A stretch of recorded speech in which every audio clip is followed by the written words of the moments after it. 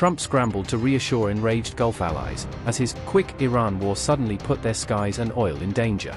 Gulf rulers, once sold a safe haven dream, now saw Iranian missiles in their direction and demanded answers from Trump. As Iran struck back and markets shook, Trump's frantic calls to Gulf palaces could not mask growing distrust. He had bet Iran would fold before closing Hormuz, but instead, the strait tightened and his gamble backfired.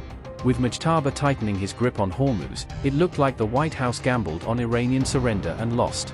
US officials had warned that Iran might try to choke off the Strait of Hormuz, but Trump launched the war anyway, according to the Wall Street Journal.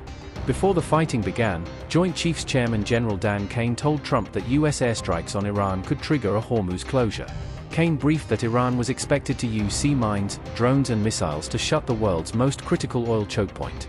Despite those warnings, Trump still approved what the Journal calls the most consequential foreign policy decision of his 2 terms.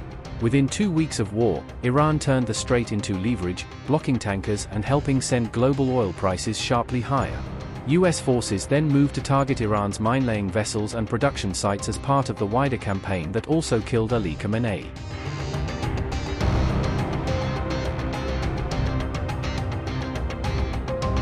Gulf allies were said to be privately furious that US actions had sparked the latest surge in tensions, according to the Wall Street Journal.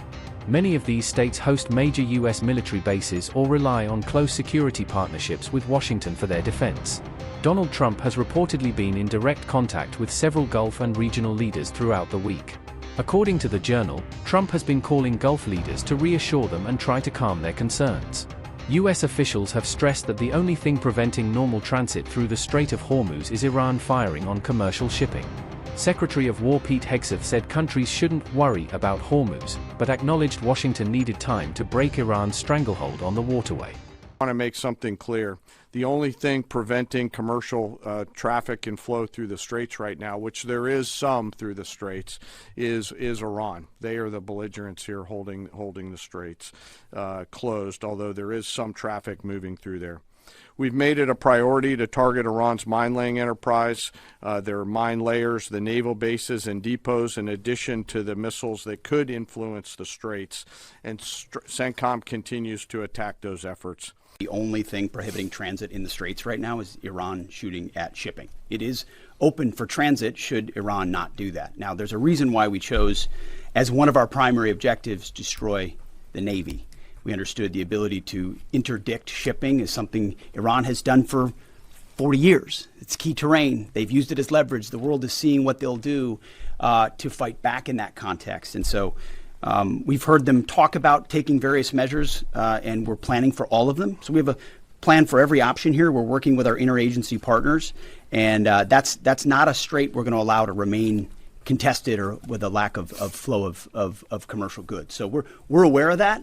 We're laser focused on our military objectives, but also want to make sure our partners across this government understand we're working with you to make sure that energy flows, and that's an important part.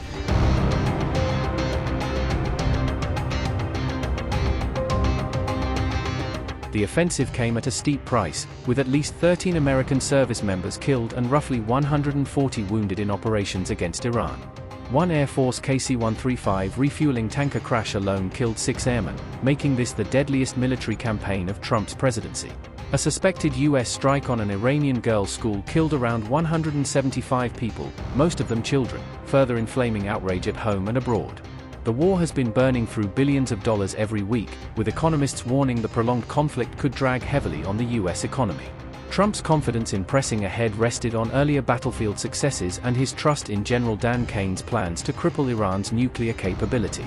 Even as some advisors urged him to look for an exit ramp, Trump instead authorized fresh strikes, including a high-profile bombardment of Iran's Karg Island.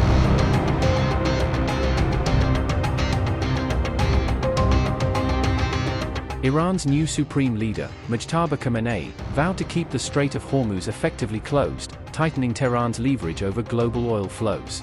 US and Israeli intelligence services assessed that Iran's regime remained firmly in control and was unlikely to collapse anytime soon. Even before the war, Trump was warned that killing Ali Khamenei could simply clear the way for even harsher hardliners. One Iran expert said the administration had kicked, but not destroyed, a hornet's nest inside Tehran's power structure. Diplomats expected Iran to police Hormuz aggressively, betting that soaring economic costs might eventually force Trump to pull back. The breadth of Iran's retaliation, from strikes and threats stretching from Azerbaijan down to Oman, surprised Trump and several regional governments. Gas price turmoil and supply fears pushed the International Energy Agency to approve the largest ever coordinated release from global strategic oil reserves. The White House refused to rule out sending in ground troops, adding to political pressure at home over rising costs and risks. Analysts say Trump now faces a stark choice: halt the bombing and leave Iran wounded, or keep escalating and risk much wider regional chaos.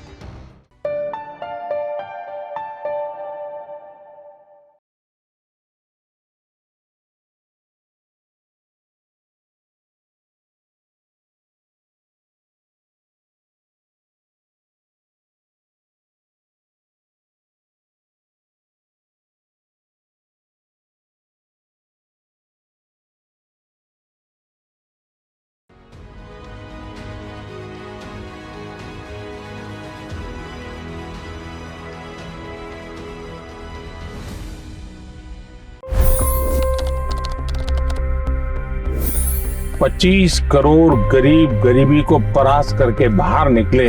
For the good of our nation, let's work together and let's truly make America great again. The fastest news breaks. Requested PM saying that we will have to speak to Putin and to Zelensky. The biggest newsmakers. The relationship with India is probably the most important bilateral relationship the U.S. will have for the rest of this century. The capital delivered quite an election result today. Expert analysis. The million-dollar question today is how to stop this dance of death. Ground reports. I'm standing at the crossroad of the Kumbh Mela. Behind me are more than 100 entry ghats. Long-form interviews. Exclusionary politics is reflected in Manipur case as well. You don't bother because this is a small state. Deep dive into burning issues. It's often said DRC could be the richest country in the whole world. It's because of what sits underneath. Why exactly did the US topple the Sheikh Hasina government? HD videos. We don't just break news, we break it down.